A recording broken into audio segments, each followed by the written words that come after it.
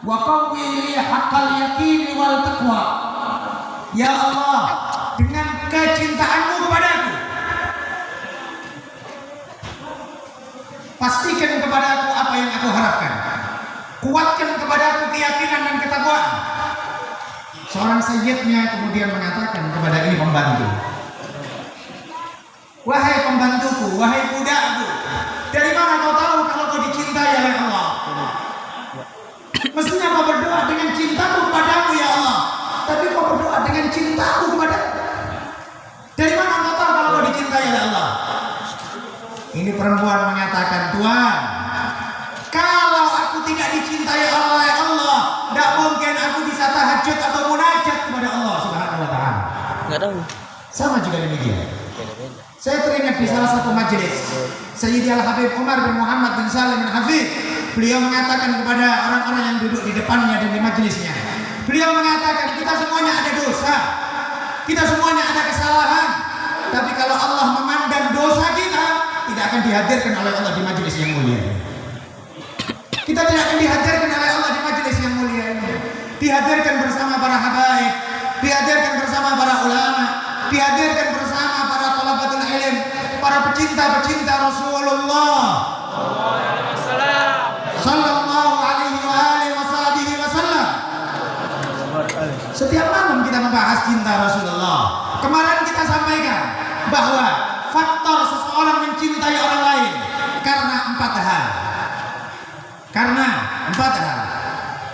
Kecantikan atau ketampanan lahiriah. Dua, kecantikan atau ketampanan batiniah. Akhlak, budi pekerti. Tiga, keluasan ilmu dan kesolehan di sisi Allah. Keempat, jasa.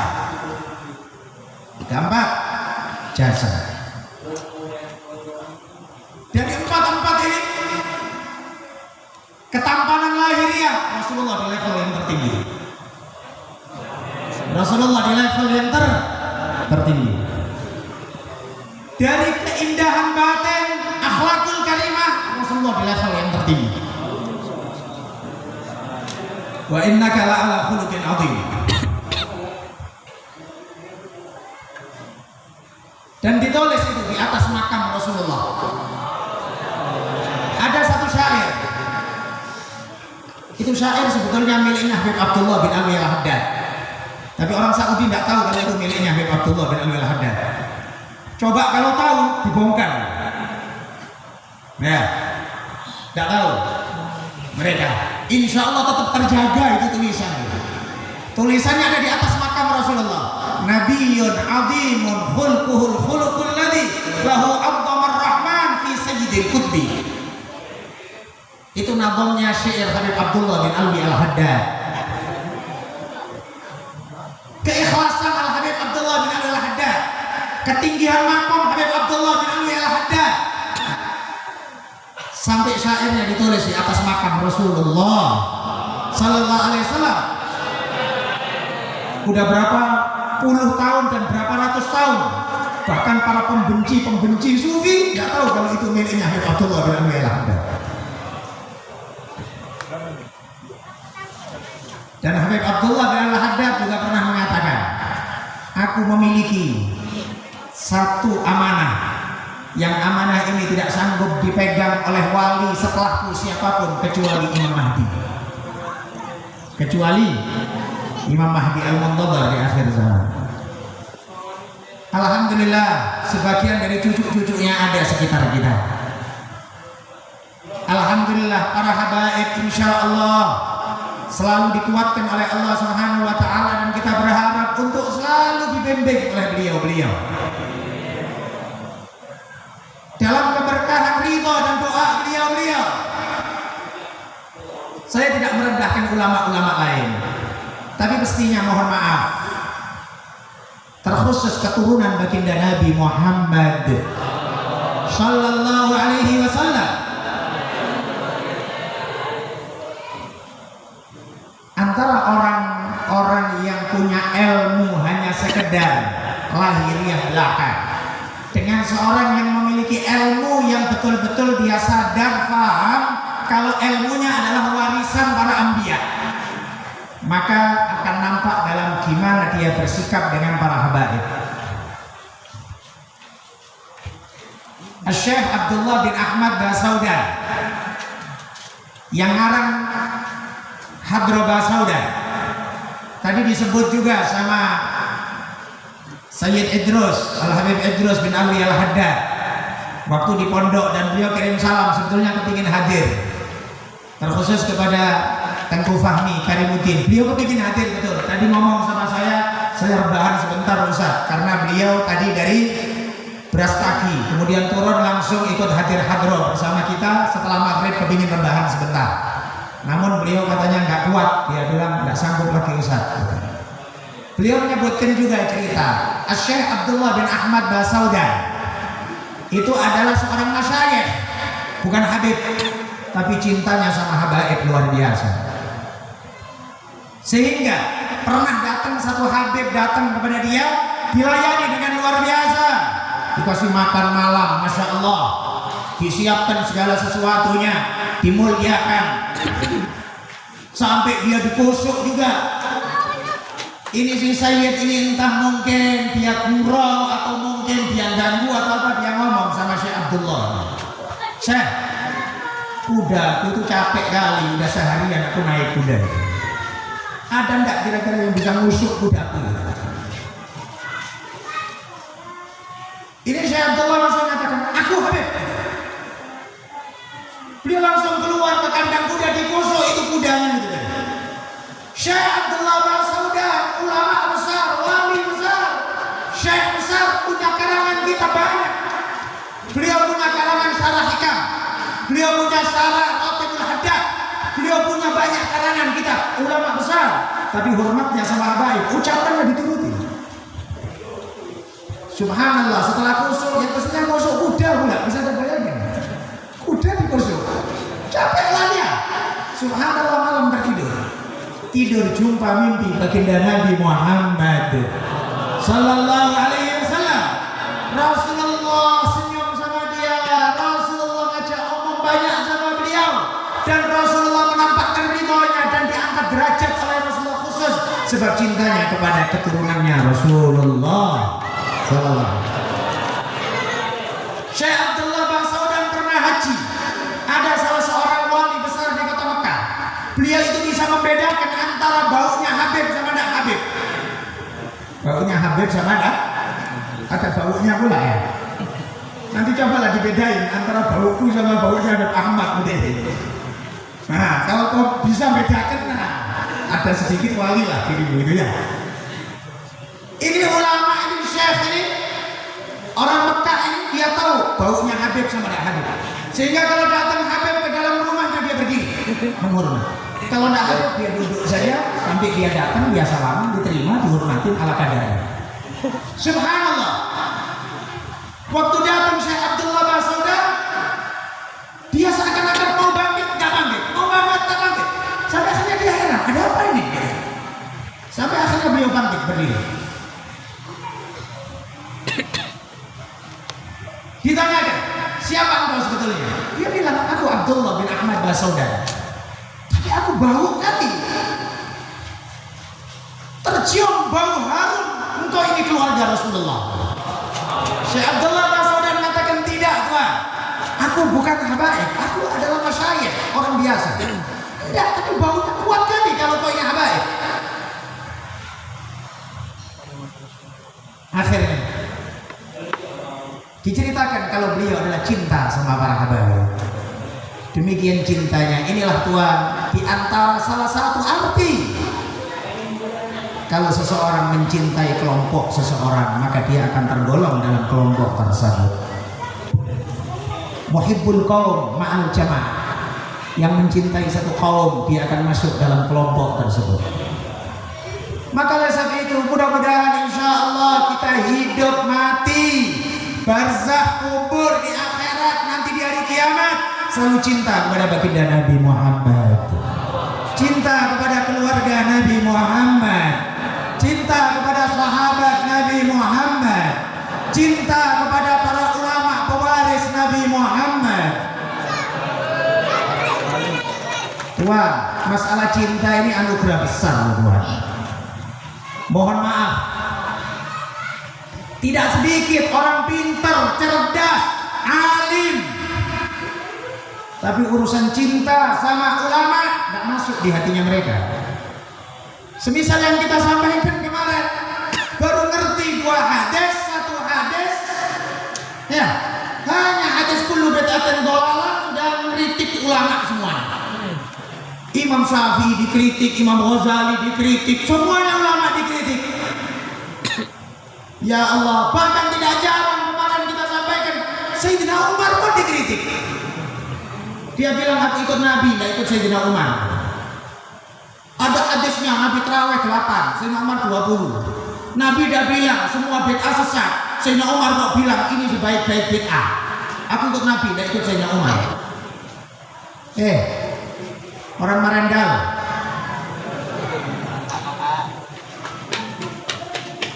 Nah, kalau Sayyidina Umar tidak ikut Nabi, terus kau ikut Nabi, orang Marendal.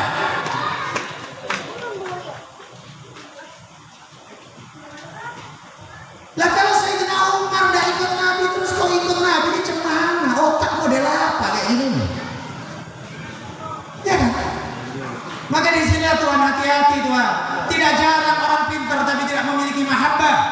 Bahkan tidak jarang orang pintar pun dia hasut, dia iri karena busuknya hati.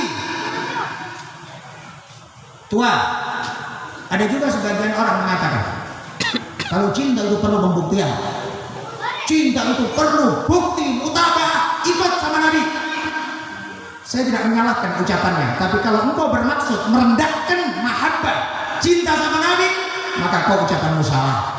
Ini adalah salah satu dari suruhan-suruhan setan untuk supaya kita tidak cinta sama Nabi. Cinta sama ittiba beda. Saya tidak merendahkan ittiba.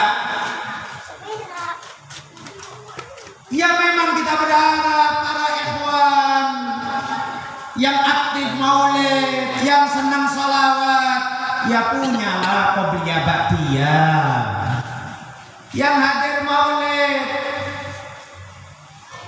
di sakunya itu mestinya ada siwak lah, jangan rokok. Jangan rokok. Diganti siwak. Betul. Itu adalah salah satu tanda kecintaan. Tapi tidak menjadi syarat seorang cinta harus ikut. Lama juga, Rip. Dan juga bukan menjadi keharusan. Kalau orang ikut Nabi berarti cinta Nabi. Tidak.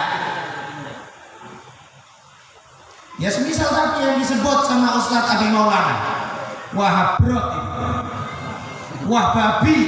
Ya banyak sunnah-sunnah dilakukan Nabi. Apakah dia cinta sama Nabi? Enggak, jangan. Cemana mau cinta sama Nabi, orang gembira dengan maulidnya Nabi bisa sesat-sesatkan. Dia nggak senang dengan lahirnya Nabi. Dia nggak senang sama bapak ibunya Nabi. Bapak ibunya Nabi kena kafir. Ya. Keturunannya Nabi kena juga semuanya. Mana ada kekhususan. Mana ada yang biasa-biasa adanya. Orang yang cinta Nabi pun kena. Maka di sini ambil contoh lah, bukan mereka lah. Orang munafik. Orang munafik di zaman Nabi sholat di belakang Nabi, jamaah sama Nabi. Tapi mereka tidak ada cinta kepada Rasulullah. Perbuatannya tidak menunjukkan cinta. Kepingin contoh lebih jelas, kau vaksin ikhlas apa enggak ikhlas? Ikhlas. Ayo. Ikhlas. Kalian vaksin ikhlas apa enggak ikhlas? Enggak. Enggak ikhlas kan? Ya. Kepaksa kan? Ya. Iya kan? Ya. Bukan karena takut Covid, Ya. tapi karena terpaksa mau berangkat ke Jakarta. Ya. Kau nurut sama pemerintah, tapi kau enggak cinta. Jangan. Nurutnya Terpaksa. Tapi untuk cinta, saya tidak bahas cinta macam-macam. Meskipun cinta sama cewek perlu pembuktian. Meskipun cinta sama cewek perlu pembuktian, repot, ya, ruwet, ya, kadang akhwatnya mau, bapaknya yang repot, ya kan gitu. Walhasil ruwet kali, perlu pembuktian sebagai bentuk cinta kita buktikan, kita usahakan, semua yang diminta kita turutin, itu cinta. Tapi saya bicara cinta kepada Nabi Muhammad.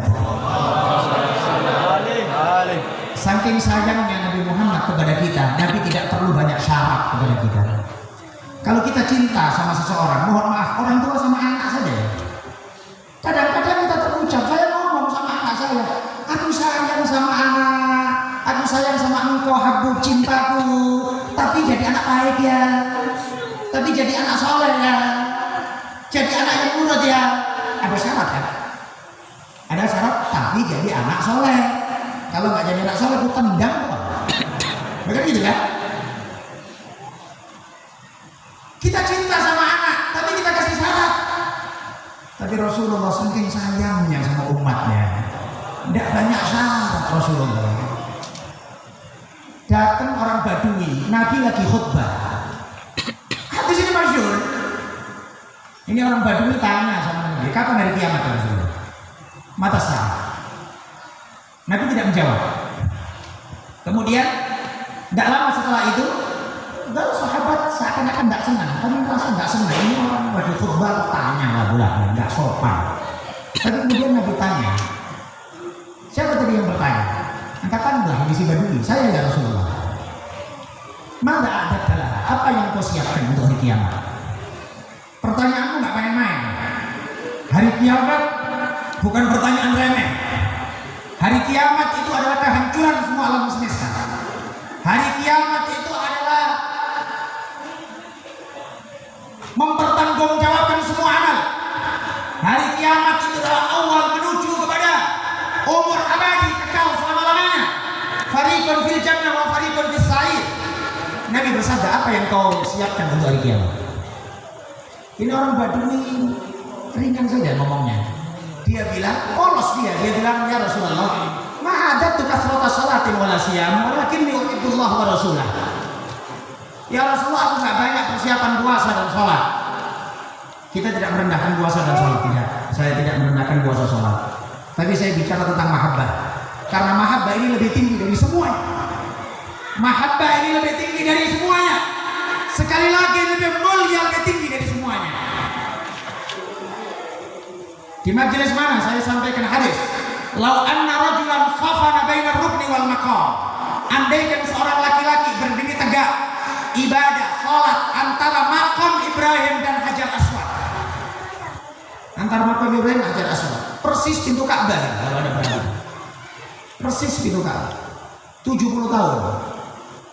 Kemudian dia mati, Allah lam yahsyurillah illa ma'aman ahabba.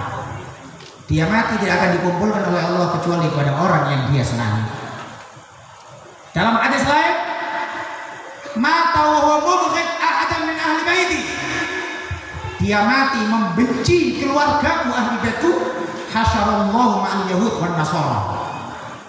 Dia akan dikumpulkan oleh Allah bersama Yahudi dan Nasrani.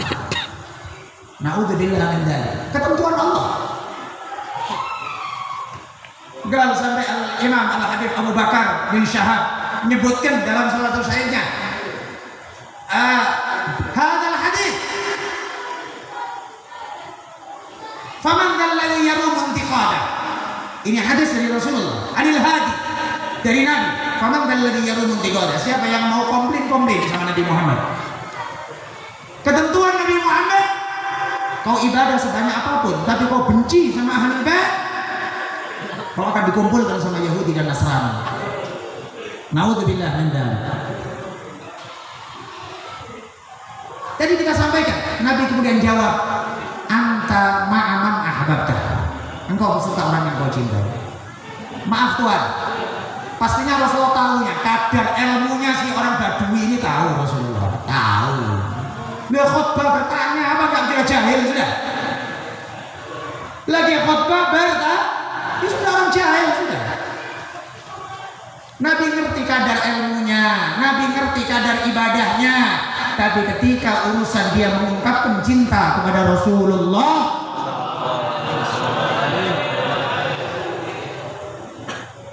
Rasulullah langsung nerima, engkau bareng sama aku.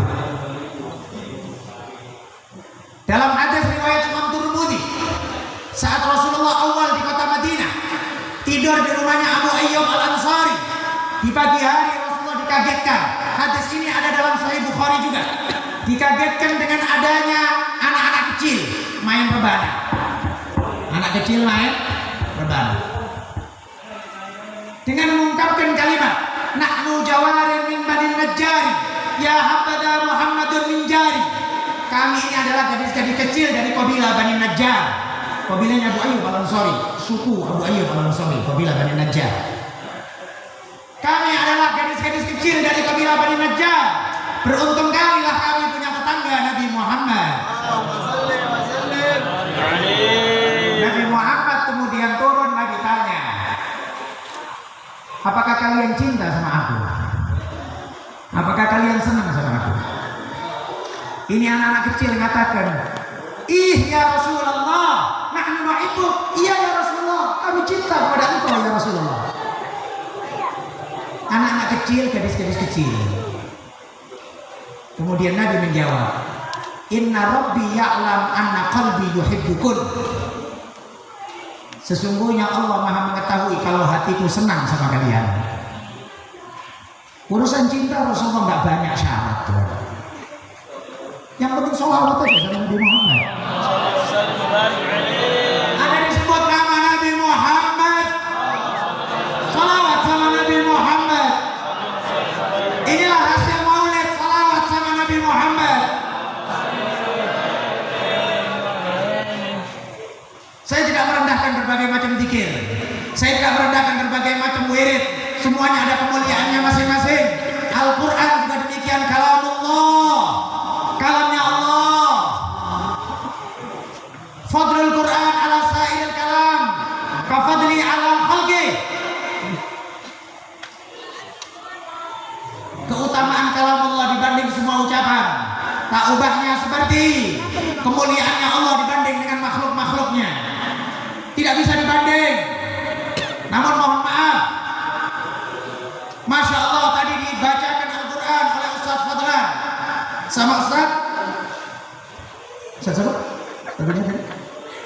Ustaz Ihsan, Masya Allah ya. Maka dibacakan sama Ustaz Fadlan sama Ustaz Ihsan ya, Masya Allah luar biasa, menggetarkan hati kita. Kita semuanya mengucapkan Allah, bagus, menunjukkan adanya keterikatan kita dengan Al-Quran. Batin kita senang dengan bacaan Al-Quran. Tapi maaf, kalau Anda nggak bilang Allah pun nggak ada masalah, nggak dosa. Tapi kalau ada nama Nabi Muhammad, Anda tidak sholawat, Nabi menyebut Anda pelit, Nabi menyebut Anda bakhil, Nabi menyebut Anda hina, Nabi menyebut raghima anfu, hidungnya kena tanah. Dalam hadis ada akhta tariqul jannah, salah jalan menuju surga. Kita tidak merendahkan Al-Qur'annya, Masya Allah, luar biasa. Al-Qur'an adalah afdal ibadat ummati. Paling afdalnya ibadah umatku adalah bacaan Al-Qur'an. Al-Qur'an adalah satu-satunya mukjizat yang diabadikan oleh Allah Subhanahu wa taala untuk umat ini. Damat ladaina fafaqat kullu mu'jizatin minan nabiyina idh ja'at wa lam taduni. Katanya Imam Al-Busiri, Al-Quran dilanggengkan oleh Allah. Al-Quran melebihi dari semua mukjizat yang ada, karena mukjizat Al-Quran dijamin keasliannya oleh Allah Subhanahu wa taala, penjagaannya dijamin oleh Allah Subhanahu. Tapi ma'asyal hadirin, cinta sama Rasulullah pupuk dalam hati Anda. Cintakan hati Anda. Banyakkan sholawat sama Nabi Muhammad Sallallahu Alaihi Wasallam. Kuatkan rindu sama Nabi Muhammad. Senanglah dengan peringatan-peringatan Maulid Nabi Muhammad. Senanglah dengan semua macam dakwah yang itu adalah ridhonya Nabi Muhammad. Ajarin anak-anak kita senang Nabi Muhammad. Ajarin anak-anak kita senang keluarga Nabi Muhammad. Ajarin anak-anak kita bacaan Al-Quran. Itu pesannya Nabi, alimu auladakum salasa khisalin, hubbi nabiyikum wa hubbi ahli baitihi wa tilawatil Qur'ani. Mudah-mudahan kita semuanya dalam lindungan Allah, kita semuanya dalam kemuliaan dan kehormatan Nabi Muhammad, kita semuanya dalam keberkahan Nabi Muhammad di dunia sampai nanti di akhirat. Mudah-mudahan kita semuanya insya Allah bersaudara karena Allah. Ma'had ini selalu dipandang ridho oleh Allah Subhanahu wa ta'ala, dimudahkan semua urusannya. Allahumma la sahla illa ma ja'altahu sahla wa anta taj'alul hazna idza syi'ta sahla. Mudah-mudahan santri-santrinya dibukakan hati oleh Allah Subhanahu wa ta'ala untuk semua ilmu yang manfaat dan barokah insyaallah. Mudah-mudahan kita semuanya sejuk mata kita semuanya dengan melihat generasi-generasi yang lebih baik insyaallah. Amin. Amin ya rabbal alamin. Doa maulid diharapkan kepada Al-Habib Mustafa Al-Mahdali. Dari Al-Fakir cukup sekian. Assalamualaikum warahmatullahi wabarakatuh.